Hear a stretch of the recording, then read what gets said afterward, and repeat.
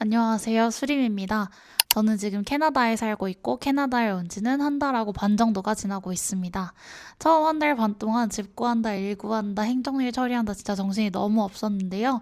이제야 좀 정신이 들어서 이렇게 카메라를 켜고 영상을 남기게 되었습니다. 오늘은 제가 캐나다 도착 후 일주일 동안 어떠한 행정 처리를 어떻게 효율적으로 끝냈는지에 대해서 알려드릴 건데요. 혹시 썸네일의 900불 환급 이벤트를 보고 들어오셨던 분들이 있으시다면 아래 타임라인에 남겨두었으니 필요한 부분만 건너뛰어서 시청하셔도 괜찮습니다.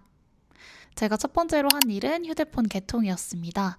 휴대폰 개통을 가장 먼저 한 이유는요, C넘버를 발급받거나 계좌를 개설하는 데 있어서 휴대폰이 무조건 필수적으로 필요하기 때문인데요.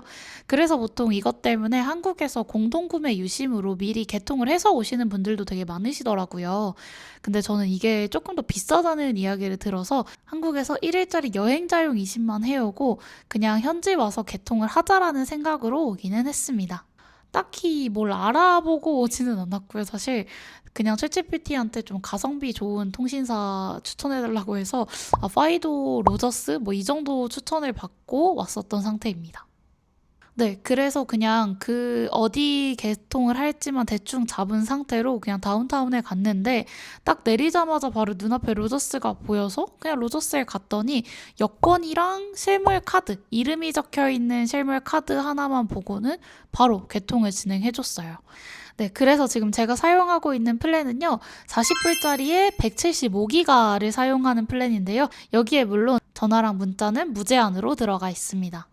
이 175기가가 진짜 생각보다 너무 많은 양이라서 이걸 다 어떻게 써? 굳이 그렇게까지 필요 없겠지라고 저도 생각을 하기는 했는데 지금 저 집에서 TV를 볼 때 굳이 이제 집에 인터넷을 따로 신청하지 않더라도 그냥 휴대폰 테더링으로 해서 보고 있기는 하거든요. 그래서 175기가를 충분히 넉넉하게 쓸 수도 있고 인터넷 요금이 한 달에 70불 정도 나오는데 이 부분도 절약할 수 있어서 저는 좀 괜찮더라고요. 그리고 지금 그 40불 플랜에 8개월 프로모션 혜택을 받아가지고 5불 정도 또 할인을 받아서 지금 현재는 35불을 내고 있고요.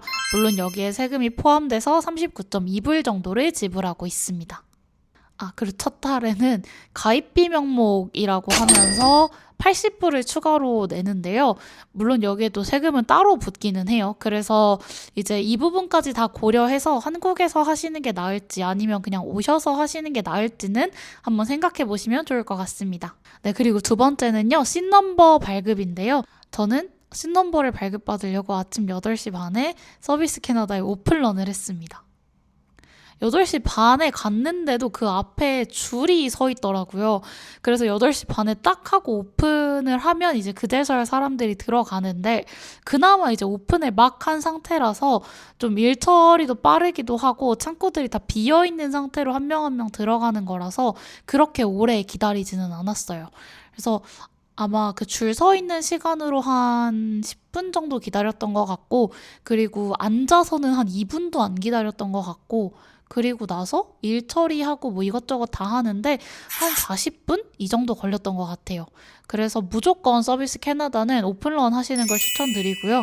근데 이후에는 계속 사람들이 쌓이고 하다 보니까 대기 시간도 길어지고 진짜 두세 시간 기다렸다는 말이 있던데 이게 진짜 거짓말이 아닌 것 같더라고요. 네, 세 번째로는 TD뱅크에 가서 계좌를 개설했는데요. 아마 많은 분들이 아시다시피 이제 TD뱅크에 찾아갈 때는 무조건 한인 텔러분을 예약하고 가라. 이런 이야기는 진짜 많이 들으셨을 것 같아요. 근데 저는 서비스 캐나다 끝나고 나서 생각보다 시간이 너무 많이 남는 거예요. 막 8시 반에 오픈런을 했는데 한 40분 정도밖에 안 걸리니까 한 9시 반도 안 됐는데 끝나니까 그냥 TD뱅크 가서 계좌 만들자 해가지고 그냥 TD뱅크에 갔거든요.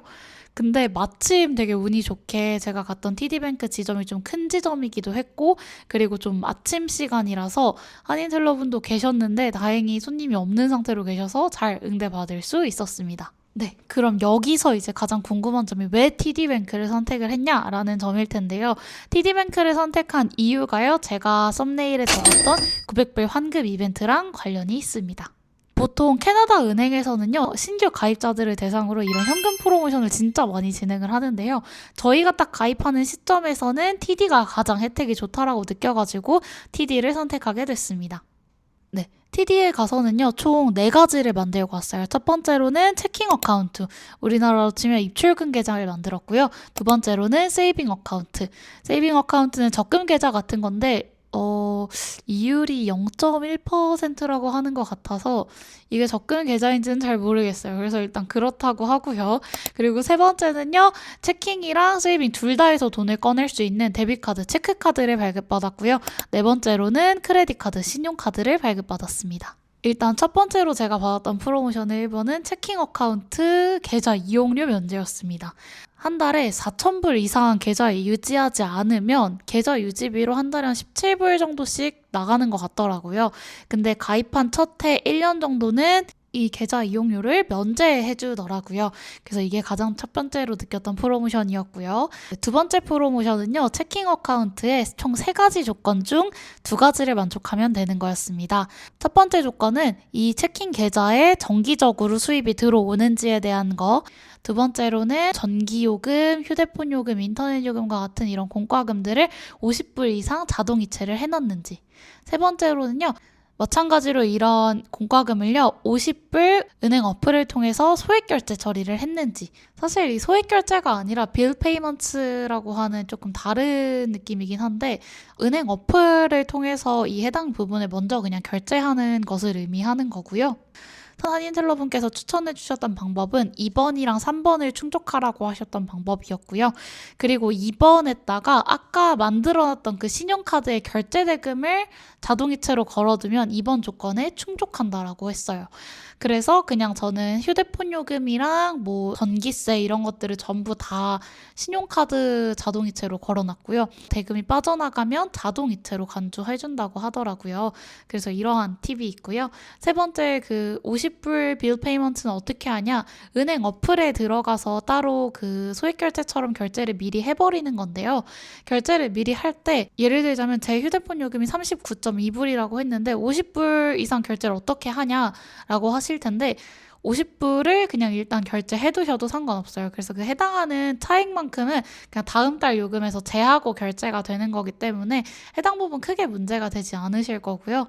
그리고 아마 현지에서 저처럼 개통을 하셨을 거면 가입비 때문에 이미 거의 한 130불 가까이 첫 달 내셔야 되기 때문에 50불 빌 페이먼트 정도는 크게 이번 조건에 문제가 되지는 않으실 겁니다. 네, 그래서 저는 이 중에 총 2가지 2번이랑 3번 조건을 만족해서 현재 500불을 받은 상태입니다. 네, 세 번째로는요, 아까 말했던 그 4가지 중에 체킹, 세이빙, 신용카드 이 3가지가 만들어져 있으면 받을 수 있는 건데요. 이 해당 부분은 아직 환급이 안 돼서 기다리고 있습니다. 네, 네 번째로는요, 이 신용카드를 3개월 합산 총 1,500불을 사용하면 150불 환급해주는 프로모션인데요. 사실 3개월 동안 1,500불을 쓰는 게 그렇게 어려운 일은 아니기는 해요. 왜냐면 저희는 지금 초기 정착하고 있는 단계이기도 하고 이것저것 살 게 많아서요. 근데 이게 문제가 뭐냐면 신용카드가 발급되고 나서 이제 저희 손으로 들어오는 데까지 한 2주 정도 시간이 걸리거든요. 그래서 이 부분 때문에 임시 숙소를 다시 찾아가셔야 할 수도 있어요. 이렇기 때문에 조금 이 부분은 고려를 하시는 게 좋고요. 네, 네 번째로 제가 했던 거는 운전면허증 교환인데요. 아마 물론 지금 차를 살 생각이 없으신 분들이 대다수일 거라고 생각을 해요. 저도 차를 살 생각은 아직은 없고요. 근데 이걸 미리 교환해야 되는 이유가요. 이게 캐나다에서 면허를 시작한 날짜를 기준으로 추후에 차를 사게 되면 보험료를 계산한다고 하더라고요. 그래서 웬만하면 조금 미리 바꿔놓고 어느 정도 캐나다에서 운전을 할 수 있는 면허를 가진 상태에 있다가 차를 살 때는 신규 가입자가 아니라 기존 가입자여야지 보험이 조금 인하가 된다라고 하니 좀 미리미리 바꿔두시는 걸 추천드립니다. 운전면허증 교환 같은 경우는 ICBC라고 하는 사이트에 들어가서 예약을 하고 교환을 하면 되는데요. 이때 가지고 가야 되는 준비물이 첫 번째로 여권, 두 번째로는 워크퍼밋, 그리고 세 번째로는요, 이 여권이랑 같이 내 신분을 증명할 수 있는 제 이름이 적혀져 있는 카드, 그리고 네 번째로는 영문으로 되어 있는 한국 운전 경력 기록서를 가져가시는 게 중요합니다. 네, 이렇게 총 4가지를 가지고 예약을 하고 방문을 하시면 한 30분 내외로 충분히 처리가 가능하니까요. 해당 부분은 크게 걱정하지 않고 예약하고 방문하시면 될 것 같고요. 네, 저는 지금 워홀 기준으로 2년 면허를 지급받아서 총 31불 지불했고요. 한국 운전 경력이 증명돼서 클래스 5 정식 일반 면허를 발급받게 되었습니다. 그리고 면허증은 ICBC 측에서 회수를 해가기 때문에 혹시 한국금융앱 인증이나 이런 본인 인증의 확인이 필요하실 것 같다면 사진을 찍어두시거나 아니면 모바일 신분증에 꼭 등록해두시는 걸 잊지 마세요. 그래서 이거를 왜 가져가는지 잘 모르겠지만 일단 가져가서 일괄적으로 한국에 보낸다고 하거든요. 그래서 이 부분도 알고 계시면 좋을 것 같습니다. 그리고 운전면허증을 교환을 받고 나면 노란색 종이를 주시거든요. 근데 이게 이제 실물 카드는 집으로 배송이 온다라고 하는데 실물 카드 배송까지 60일이 걸린다고 해서요. 혹시 렌트카를 빌리셔야 하는 계획이 있으시면 노란색 종이랑 비자 이런 것들을 꼭 챙겨서 다니시기를 바라겠습니다. 네, 마지막으로는 MSP라고 하는 BC주 의료보험인데요. 네, 저는 지금 밴쿠버에 살고 있기 때문에 이 MSP를 등록해야 했습니다. 무료 의료보험이기는 한데 이게 입국한 당월 플러스 2개월 추가적으로 해서 총 3개월 정도 기다려야 보장을 받을 수 있어서요. 이것도 미리미리 등록을 해두시는 게 좋을 것 같습니다. 물론 워홀이나 해외 장기 체류 목적으로 한국에서 보험을 들고 오셔서 사실 이 무료 의료보험 혜택을 사용하게 될지는 모르겠기는 한데 그래도 혹시나 하는 마음에 저는 등록을 해놨고요. 만약에 ICBC 예약하는 거나 MSP 모르시겠으면 제가 아래에 제 블로그 링크 걸어둘 테니까요. 해당 부분 천천히 따라서 하시면 될 것 같습니다.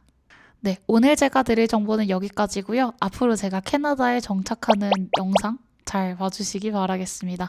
혹시 제 정보가 도움이 되셨다면 구독과 좋아요 부탁드리겠습니다. 저는 매주 목요일에 찾아올 거고요. 그러면 저는 다음 주 목요일날 오겠습니다.